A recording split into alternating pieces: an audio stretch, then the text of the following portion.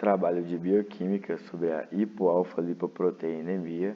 A docente é a Alessandra Pupin e a turma é a 44, subturma A2A. A hipoalfa-lipoproteinemia é uma doença caracterizada pela redução na produção ou aumento do catabolismo da proteína ApoA1, sendo afetados os genes ApoA1, ApoC3 e ApoA4.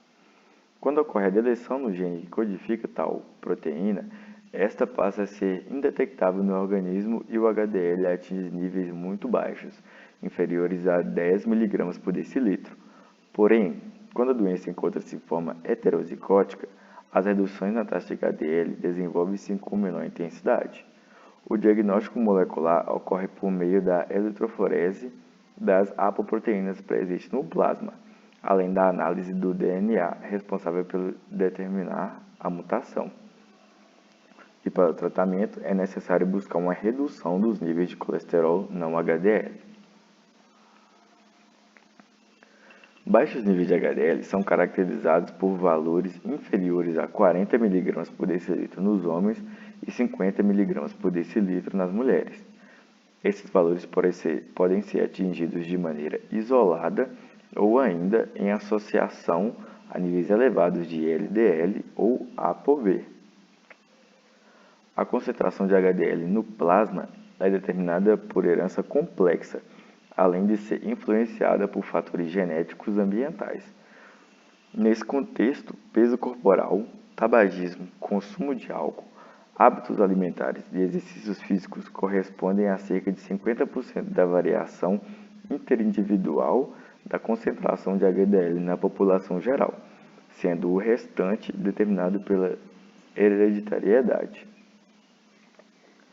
Mutação em outros genes envolvidos no metabolismo do HDL são responsáveis pelo desenvolvimento de outras formas raras de hipoalfa-lipoproteinemia, como a doença de Tanger, que é resultado da mutação no gene ABCA1, além de deficiência da LCAT, que apresenta quadros clínicos característicos. Atualmente, diversas evidências apontam a relação inversa entre os níveis de HDL e o risco de desenvolvimento de doenças cardiovasculares.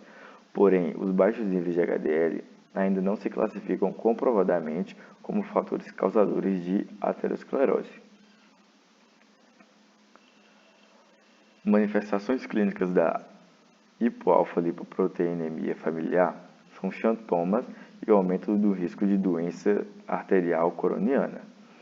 E de Tanger, que é a variação da hipoalfa-lipoproteinemia, pode causar também amígdalas aumentadas, que são amarelas ou laranjas em crianças e adultos jovens, neuropatias periféricas, hepatomegalia e ou esplenomegalia, opacidade da córnea, que é causado pelo acúmulo de lipídios, linfadonopatia e doença do sangue, especificamente a trombocitopenia.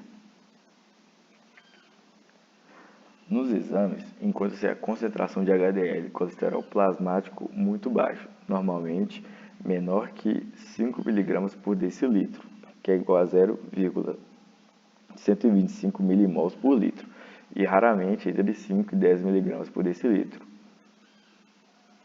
A concentração de ApoA1 muito baixa ou ausente, geralmente menor que 30 mg por decilitro, normalmente é menor que 5 mg por decilitro. E a baixa concentração de colesterol total no plasma, que é normalmente menor que 150 mg por decilitro, que é igual a 4 milimols por litro.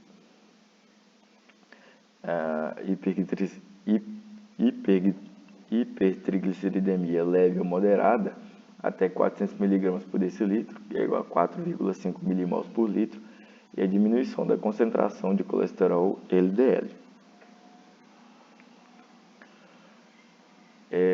No tratamento farmacológico, pode ser utilizada as estatinas, que até o momento continua a ser a primeira linha terapêutica entre os indivíduos com baixos níveis de HDL, e hipertrigliceridemia associada a riscos cardiovasculares significativamente altos, que justifica a intervenção, especialmente focando nos níveis de LDL.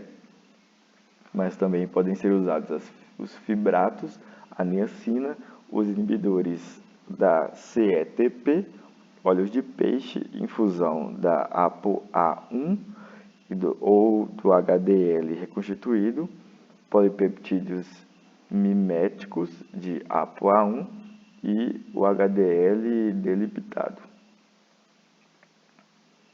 No tratamento comportamental,